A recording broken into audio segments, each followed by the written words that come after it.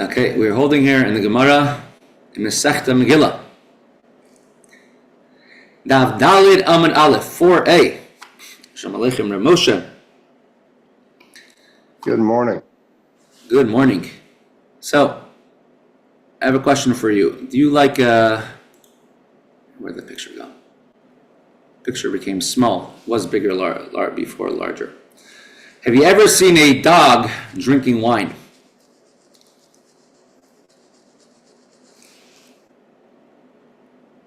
So this is in the Gemara a phenomena that they were able to train a dog to drink wine in times of Koresh. Now there is such a thing, I've seen it, that there are monkeys somewhere in India or somewhere which became addicted to alcohol, meaning that they used to eat coconuts that fell off of the tree, and the coconuts were laying on the ground for so long they started fermenting. When they ate the coconuts, they would be affected by the alcohol. They used to misbehave. They used to be pretty aggressive or drunk monkeys, and they actually got addicted to alcohol. So that thing I have seen. But as the Gemara will talk about, a dog drinking wine. Let's see the Gemara. We're trying to figure out if this king over here, Darius, the second, known as Koresh, known as Atachshasta, who was a king for many years, according to Persian tradition, he killed his father Achashverosh in order to take over the reins of kingship, of rulership. And he was the one who allowed the Jews to rebuild the Beis HaMikdash in the second year of his reign. Hence, they gave him credit. They considered him to be, Shalom Aleichem Reb Pinchas, a Jewish king. Now, the Gemara says, but we see later on, we consider him to be a non-Jewish king. Shalom Aleichem Reb Label. We go to Freilich Hayar, we said already some Tehillim. So we'll go back to October 7th at the end of Mitzvah Hashem again. So, Darius, who killed his father, according to the Persian tradition, and he became the king who allowed the Beis HaMikdash to be built. In the beginning, he was considered and given credit like a righteous, like a Jewish king, and later on, they considered him to be a Gentile king. In the beginning, his new year was counted in Tanakh from the month of Nisan as a Jewish king. Later on, it changed to Tishrei like a non-Jewish king. The Gemara says that he was never really a righteous king, or he sort of became unrighteous, and we had different ways of explaining it. One way was explaining how when he had the Beis HaMikdash being rebuilt, he had it built in such a way that he made wood between on the base and between the rows of the Beis HaMikdash in order that if the Jews should ever rebel, he could always destroy the Beis HaMikdash easily. Here, wood in the walls of Ezra. The king only allowed him to build walls if he had wood sticking out, flush with the wall, that was also at the base of the wall, that the wall could always collapse. Here, the walls were plastered in the first Beis HaMikdash. The walls also had wood, but they were sunken in. They were plastered to blend in with the wall. Therefore, he wasn't such a righteous king. Or he only gave in order that the Jews should daven for him to be successful. Third answer we gave is we brought up a verse which said that when Nehemiah came to the king, to Daryavesh, asking him to please let us rebuild the Beis HaMikdash, let us rebuild the walls of Yerushalayim, let us have security, he had the shagol was sitting next to him. And what is a shagol? Here it's explained as a queen was sitting next to him. Shagol usually means a concubine, but here he says shagol over here means a female dog, which he used to keep for him for his own illicit reasons, illicit pleasures. He used to keep a female dog next to him. And that's definitely forbidden, even for a non-Jew. And therefore, he wasn't such a tzaddik. Gemara asks the question, seemingly, the word shagol is used sometimes differently as a dog. A shagol is used as someone who drinks wine. And the Gemara, so seemingly it is a queen, which is not so bad. And the Gemara answers, he trained in his court, he enjoyed having a dog that drinks wine, just to entertain the king. For if you're a king, you have whatever you want, all the money, all the pleasures, everything you could ever possibly want. So for you to have another queen, another concubine is not a big deal. What is a big deal is to have an animal saying hello to you and a dog serving you. So they train the dog to drink wine. So the Gemara asks, Kalbasa bar mishtay chamrihi? Can a female dog drink wine? And the Gemara answers, Halei kashya, the mafal. They've trained the female dog to drink wine. And this is what's usually done in palaces of kings, training animals to make all different types of acrobatics and different types of things. The Gemara asks the question, if you're telling me that a shagol means a dog, shagol, Veyadaata, it says about Mashiach, when Mashiach comes in Tehillim, it calls him the same term. It calls that there will be a shagol. Let's look at the Tehillim, chapter 45. Veyadaata d'chsiv. It says a contradiction. It says, "B'nois melachim b'kirseka niksva shega lamincha b'chesem oicher b'chesem oifir." King's daughters are amongst your favorites. Shega lamincha b'chesem oifir. At your right hand stands the queen in the gold of Ophir. Ophir is a land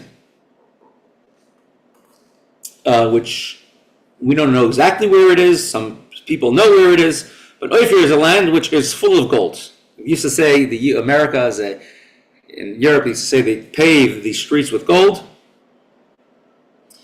So the Ophir is a land which is commonly brought that it's a land full of gold. And it says, this is from the sons of Koresh, right? The sons of Koresh.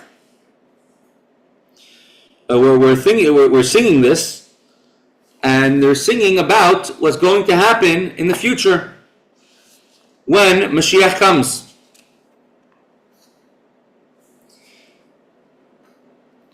And they're saying that we're going to have all these, they're saying the praises of the Jewish people, and and verse 10 says, "King's daughters are among your favorites. At your right hand stands a queen in the gold of Ophir."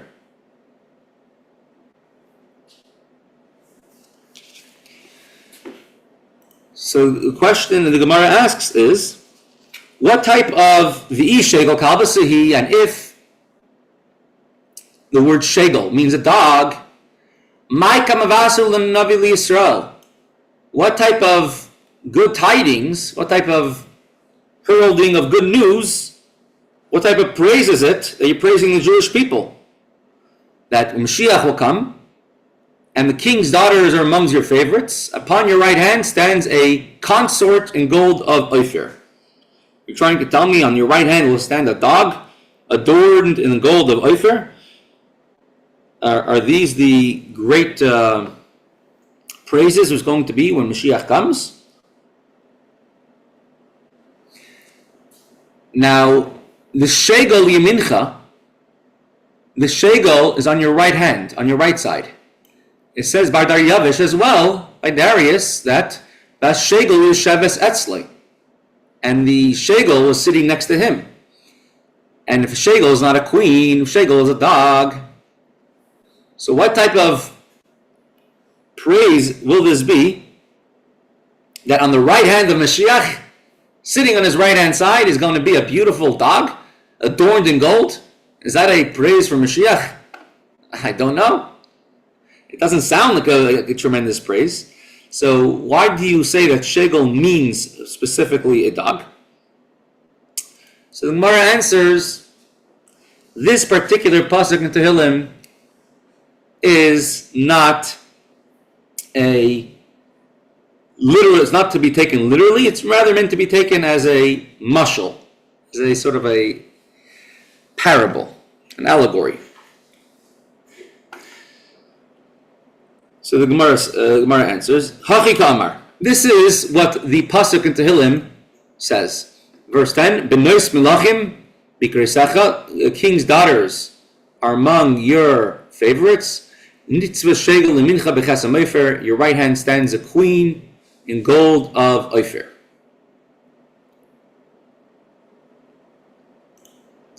What it means is, B'schar Shechaviva Torah Yisrael Kishegal Lagoyim.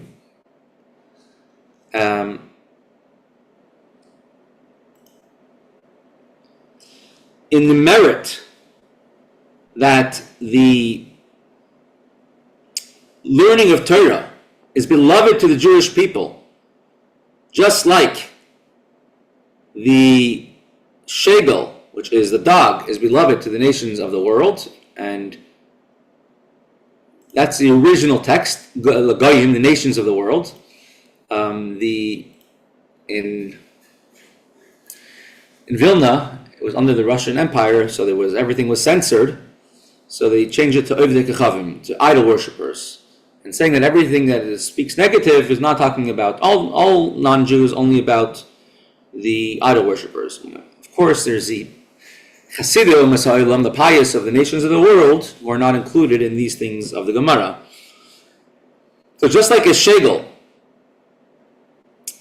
is beloved to the nations of the world, so too Torah is precious to the Jewish people, and in that merit, Zechisem lekesem Ophir, you merited to have the gold of Ophir, which is the very special, precious gold. Some places it calls it it's white gold, and it's on your right side. Just like we see Daryavish, he put the shegel, the female dog, on his right side, out of great, appreciation and love for it. Whatever you have something precious, you put on your right side. Even legally, if you have an American flag and another flag, the American flag has to go on the right. So something which is that you held in great prestige, you put on your right, and therefore the Torah is held by such prestige by the Jewish people, as the dogs, female dogs, are by the nations, and therefore the reward will be that we will have this beautiful white gold when Mashiach comes. So it's going on the love of the Jewish people to the Torah. Ben Ish Chai says a wonderful vart over here, which even in nations of the world, meaning they love their wives, I'm assuming, more than their female dogs. I mean, they might have a female dog for an illicit purpose, but they love their wives more. So he explains, this shows how beloved the dogs are. Because it's something degrading to be intimate with a dog, and still they love them. The Torah, the Jewish people love the Torah, even if, as a result of their love to the Torah, they might endure hardships or ridicule or embarrassments. Like David HaMelech, when he was dancing in front of the Aron, the Ark of Hashem, and he had no compunctions, he didn't hold himself back if he's going to be embarrassed by it or not. And therefore, our devotion to Torah goes beyond even what other people could say. That you have to fit in, you have to, you have to be honorable. Our devotion to Torah goes beyond that. The Nitziv, Tzvi Yehuda Berlin, the Lozhener Rosh Yeshiva, and he explains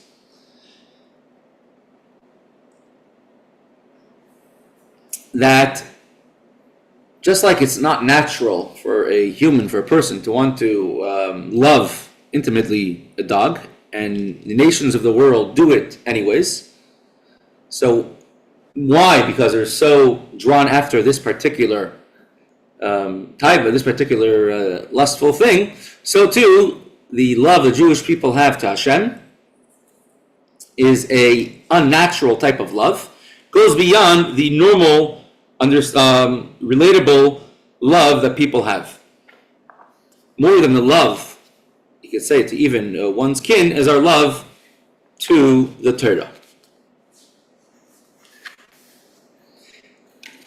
We're holding the days between Rosh Hashana and Yom Kippur, and how many stories there are about Rebbe Yitzchak of Berdichev, how he advocated for the Jewish people even if they weren't deserving of it. He always found something positive to say in every situation. And he explains in Kedushas Levi on this particular explanation of the Gemara that every single person has different aspects to them. There's the first aspect, we're talking about shegel. Shegel means, using euphemisms, it means intimate relations.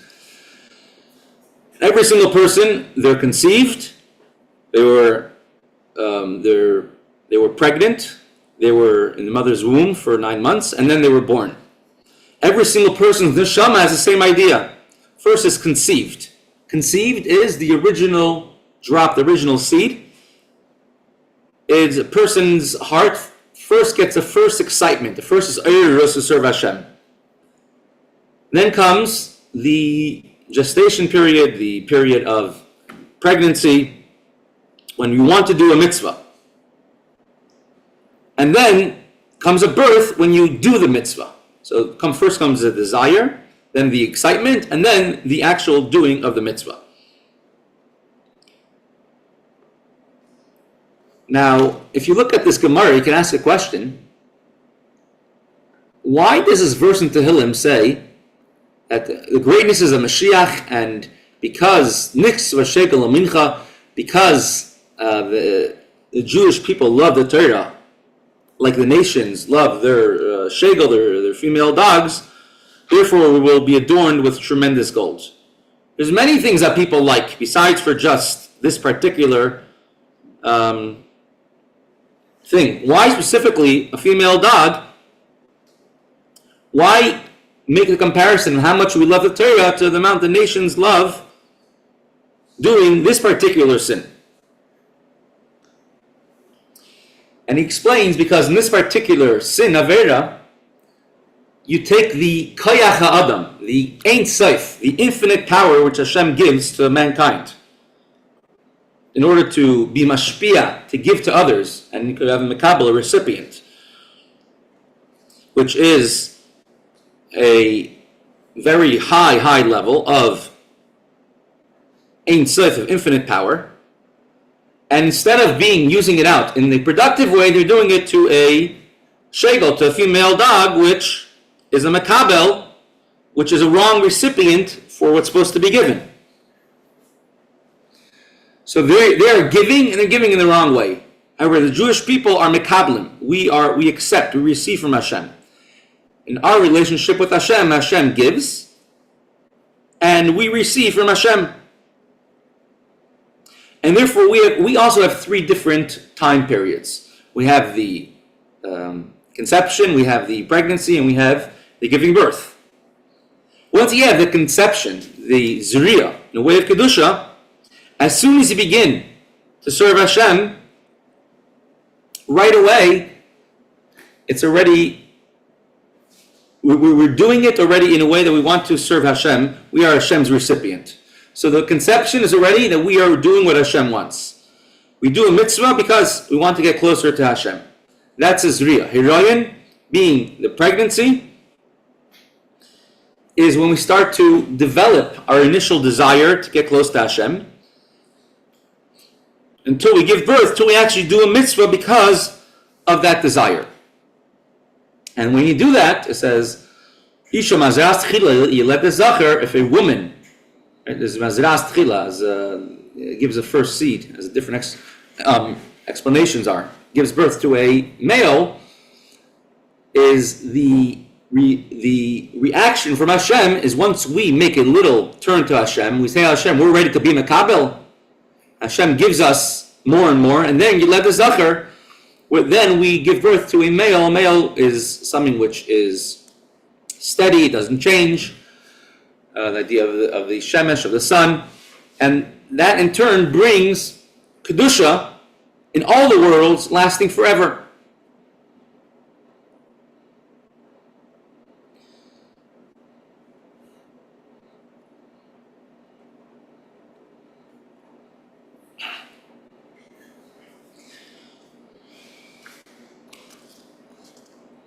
Let's continue.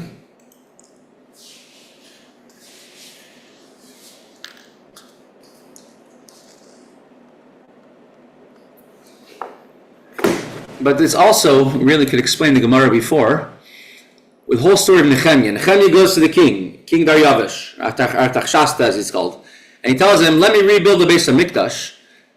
And he says, I spoke to the king, and the shegel was sitting next to him. Why is that important?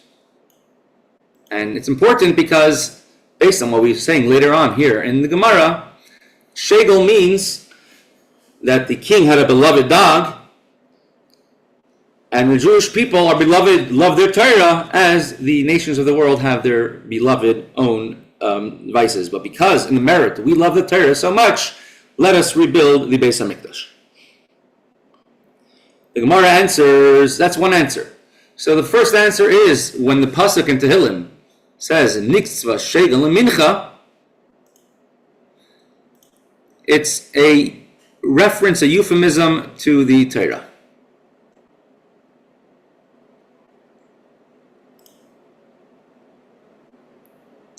Let's go to the verse there.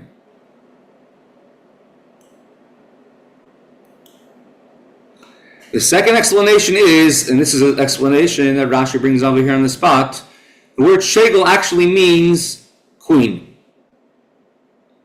Your wife will stand by your right side. Let's see what it says. Shegel malchus. Really, the word shegel means a consort, a concubine. The Rabba bar Lema Gomirla. Rabba bar Lema had a tradition connected with Koresh, that in that particular case, Koresh means, Koresh had a shegel, Koresh had a female dog. Which was as precious to him as a consort. Inami, he loved his dog so much that he put his dog in the place where his queen is supposed to go, on his right hand side. That's how much he loved his dog. He loved his dog more than he loved his wife, more than he loved anything else. So that's the other explanation of what it means, a shegel. But generally, shegel does mean a consort, a queen or a concubine. So this was our other understanding. How do we know that Koresh became corrupted? He wasn't always such a righteous king. Another answer we could give, and with this we're going to finish a discussion about Daryavesh. Koresh Daryavesh Artachshasta. This particular person over here, that's a picture from him of his tomb. This is a colored, these original paintings all had color in it, but they faded with the years. It's just a rendering of how it would have looked like. I'll give you another understanding, another proof. From where do we see that he became corrupted? In the beginning he was a righteous king, and later on he changed and became a non-righteous king. Mehacha, when we look at the decree that Artachshasta sent, so Koresh sent a decree, hear ye, hear ye. He sent through with Ezra, they should give all the needs of the Beis HaMikdash. Okay. Let's look at the context there. After all this, during the reign of King Artaxerxes, king of Persia, Ezra, who went all the way back to Aaron HaKohen, and he went up from Babel, and the king granted him his request, and he brought up many Jews with him, some not, and this is and he came in the 5th month, in the month of Elul, in the 7th year of the king, and he brought a copy of the letter that King Daryavesh Artachshasta gave to give over to everyone, and to give everything that the Beis HaMikdash needs, and make a decree that the Kohen and Levim could all go to Eretz Yisrael, carry silver and gold, which we have given you to Eretz Yisrael. And whoever gives you gold, you could take. And buy different korbanos, you should bring them to in the Beis HaMikdash, and so on and so on. Whatever you need, take. And I also say that it should be done well, and I am personally donating 100 talents of silver, 100 measures of wheat, 100 baths of wine, 100 baths of oil, and salt as much as needed. And I'm personally donating all of this. But the words he uses is ad kesef kikarin meya. Ad means until 100 measures of wheat, 100 baths of wine, 100 baths of oil, up to. So as it states, ad kesef kikarin meya, v'chintin kurin meya, v'chamar batin meya, v'batin mash meya, malachti lo ksav gomer. Meikara b'likitzusa v'hashta b'kitzusa.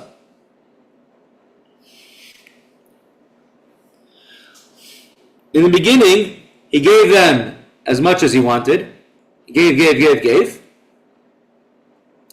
And later on, he started giving amounts. I'll give this amount, up to this amount, up to that amount.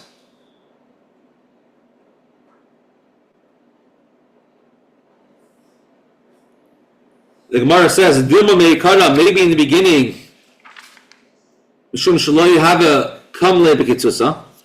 maybe he didn't know how much they needed.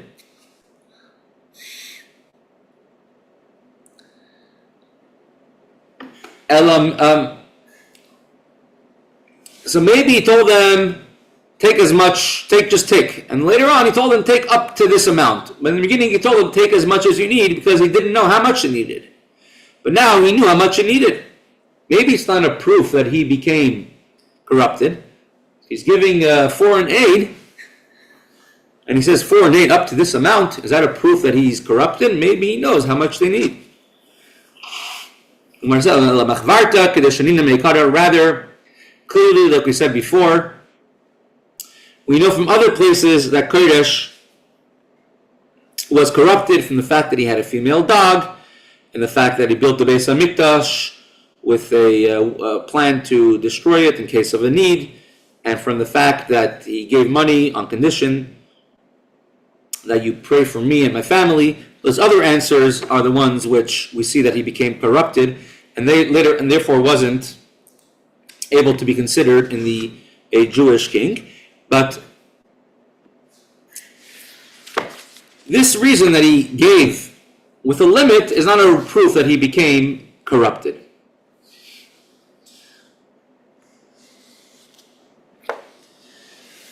But we'll pause the Gemara over here.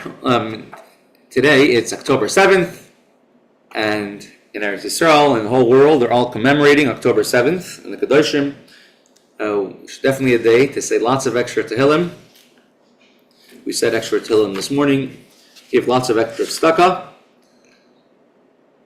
And Baruch Hashem, we see tremendous nisim and miracles all around the world that are happening. Just next out of this. But here, you see one person had in mind what they could do to help. And perhaps this is, one of the reasons why we see tremendous nisim and miracles. I'm sure you know the Dan's Deals website. And he started a fund to give out tefillin. And his mission is to give a pair of tefillin to any Jewish man that can't afford one. And particularly Israeli soldiers. Started October 7th. They themselves gave hundreds of, 120 pairs. The goal was to give out 1,200 pairs of tefillin in memory of the 1,200 Kedoshim. They met that goal in 3 months, and they haven't stopped since. And so far, they've given out 2,041 pairs of tefillin to 27 countries, and at least 126,000 people who have wrapped tefillin. Much, much more they've given out already. They have a whole team of 6 Sofrim, 1 Rav Machshir in all the Sofrim in Eretz Yisrael.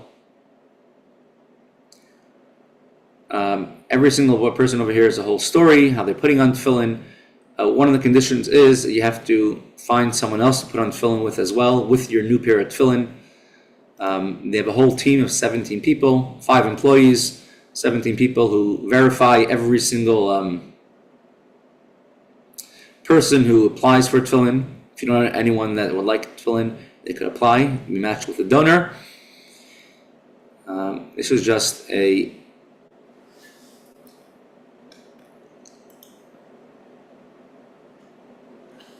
just an example of some of the places where they put on tefillin, where people have bought tefillin around the globe. Let's see, it's not working so well.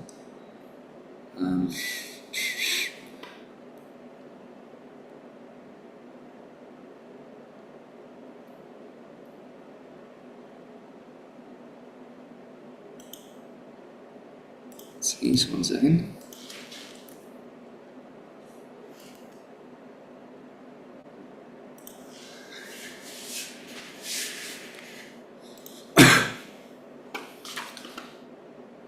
Let's resume the share.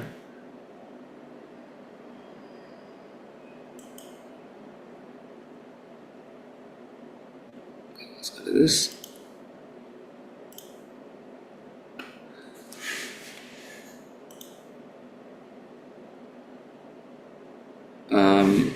2,041 men are putting on tefillin, 3,918 donors. It's just one example.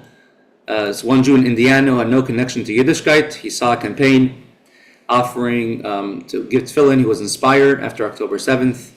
Now he's part of the Chabad in Indiana, and he continues to grow. Another person says, it's a privilege for me to put on tefillin every day. Someone else says that he was the first member of his family since the Holocaust to put on tefillin. One of the pairs of tefillin from an Israeli soldier on a tour in Europe.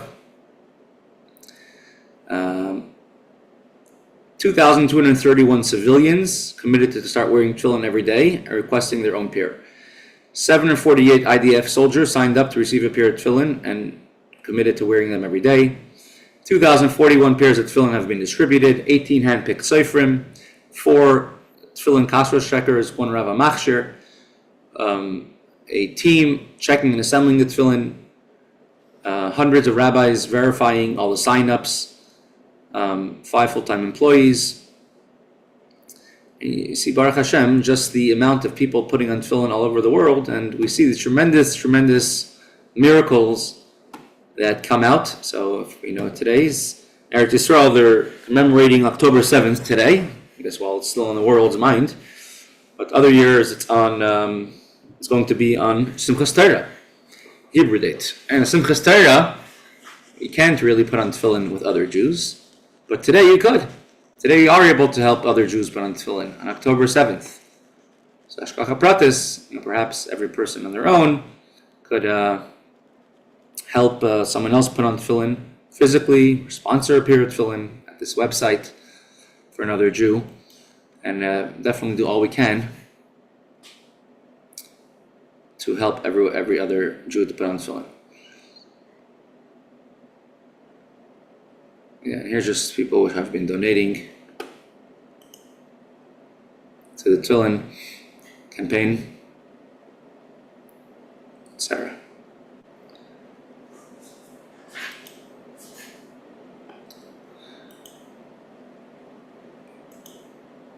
Okay, we will continue last few minutes. Tomorrow we're going to, at the end, we'll do a little dive into Kaparas. Tomorrow in Pittsburgh we're doing Kaparas. I don't know whether they're doing it in Florida, what time. And so we'll do a little deep dive into the minhag, when it started, when did it start the minhag to have a chicken. Interestingly, the minhag to start with a chicken really started in Europe, when chickens were the most common. Everyone had a chicken in their yard, and they were the most common animal around. That's when the minhag of actually chicken started. And we'll go into a deep dive about the.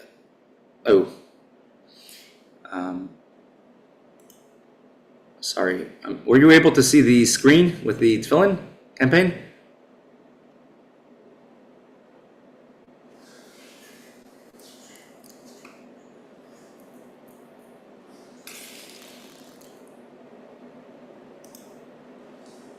Yeah, it's just some of the impact of the tefillin campaign.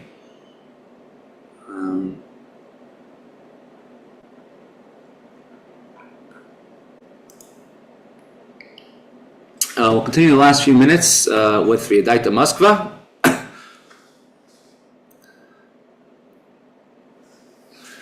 If you have the book, we're holding page 233.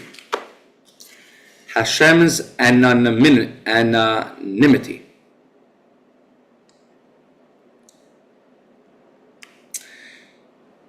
To be able to see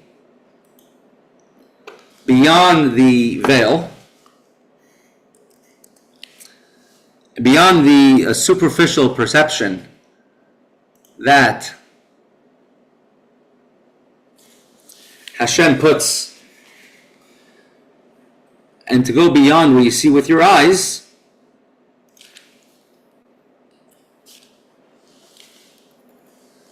requires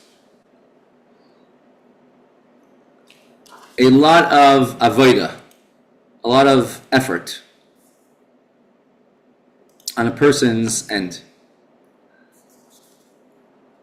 But once you achieve that, so then you're never going to be pressured, you're always going to feel calm and serene, knowing that anything which is a difficulty is just a challenge which Hashem put specifically for you, for that individual, to test the resolve. So the problem is not really a problem, just a problem of how we look at everything. V'chol zehu k'shemiyachid she'mevayev elikim. When a person unifies the two names of Hashem, Havaya and Elikim. Hainu she'ein Shem Elikim mastir. Klal al Shem Havaya, the name of Elikim does not conceal the name of Havaya, does not conceal over Hashem's name of Yud Kei Vav Kei. Chol esavusu m'Shem Havaya, rak she'over al yedei Shem Elikim.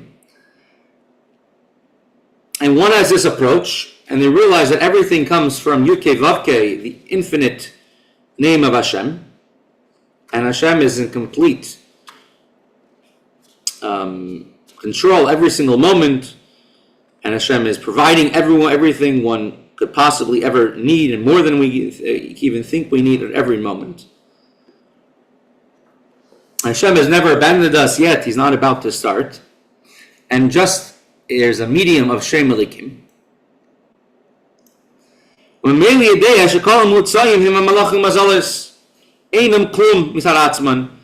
therefore, every single means and medium is absolutely of no importance, whether it's an angel or the mazel, a physical means, have no importance of their own right.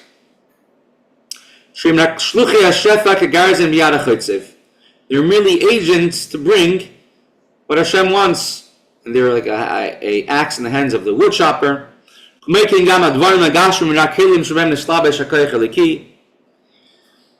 So too, every physical object is merely a means that Hashem is using to give what He wants to give at that moment.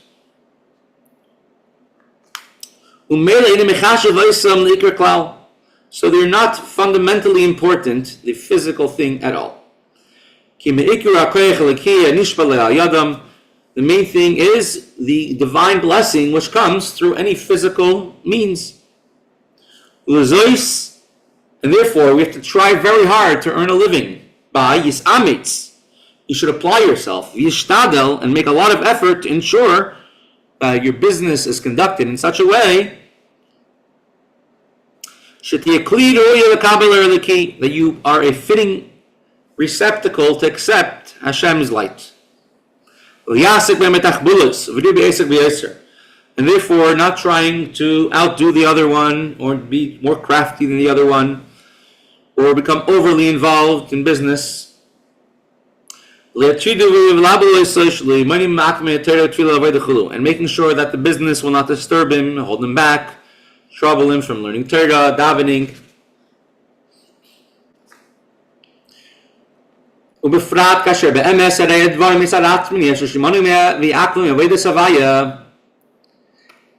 Because this is the truth, that nothing can have any power to prevent you from serving Hashem. They're not, God forbid, a real concealment. As at length it was discussed,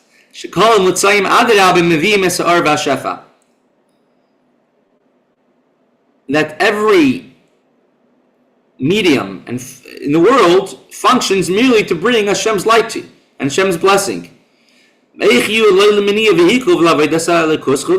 How could they prevent one from serving Hashem?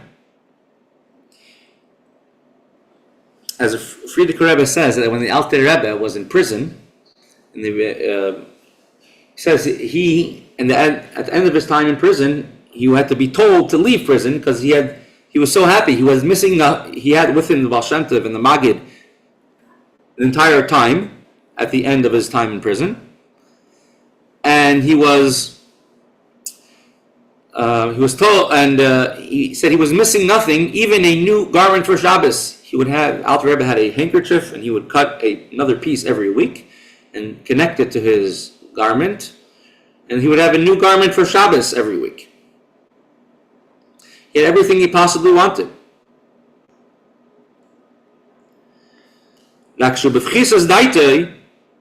It is only a person, if their knowledge is not developed, and they are involved in superficial things, they could forget about Hashem, and to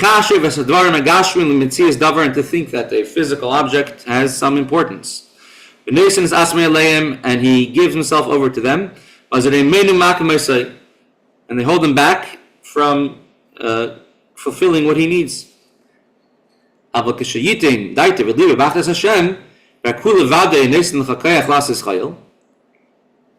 When one focuses her mind on Hashem, and that Hashem gives us the power and ability to be strong,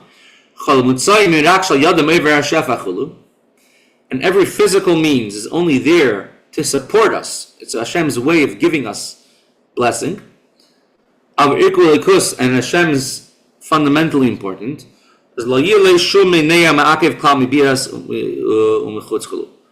nothing internal, external will hold him back or hinder their success. So financial prosperity cannot be taken away if one is serving Hashem. It cannot be the cost, because serving Hashem will not be able to take away the blessing of Hashem.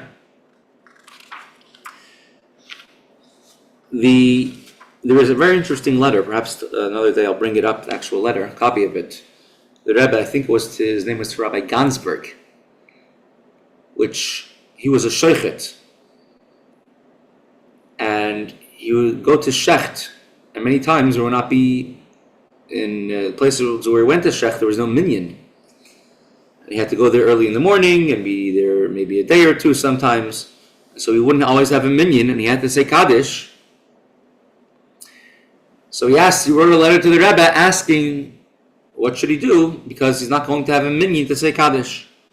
So the Rebbe writes a full-page letter saying that, first of all, Kaddish is a minhag, it's a custom.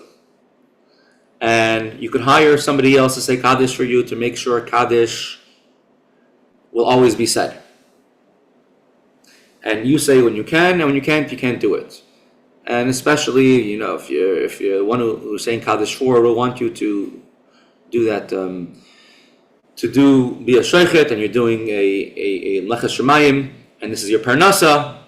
So therefore, he gives several halachic reasons why it's okay for him to go to a place where you can't say Kaddish if there's no minyan. But then at the end, the Rebbe writes, I'm only writing all this because I don't know your level of trust, of bitachon in Hashem. But if you had true bitachon, true trust in Hashem, then Hashem will give you your parnasa, your livelihood, in a way that you never have to miss a minyan, and you'll never have to miss a Kaddish. Hashem will give you your parnasa in such a way, if you have true bitachon, if you have true trust in Hashem. There's a story, there's a recording of the Rebbe saying it, that the Frierdiker Rebbe, in the last year, after his passing, and before he passed away, he wanted Svarim of the Tzemach Tzedek to be printed, the third Chabad Rebbe. And there was a certain person who wasn't the greatest Mekusher, Chassid, so to speak, but he was very greatest Chassid, he was very great Mekusher, very big connected to the Frierdiker Rebbe. And he heard that the Frierdiker Rebbe wanted Svarim to be printed, and he asked why they weren't printed, and it was because they didn't have money for it. So he undertook upon himself to pay for the whole printing. Now, this person did not have a lot of money on his own. Probably could not have afforded it. He was a taxi driver.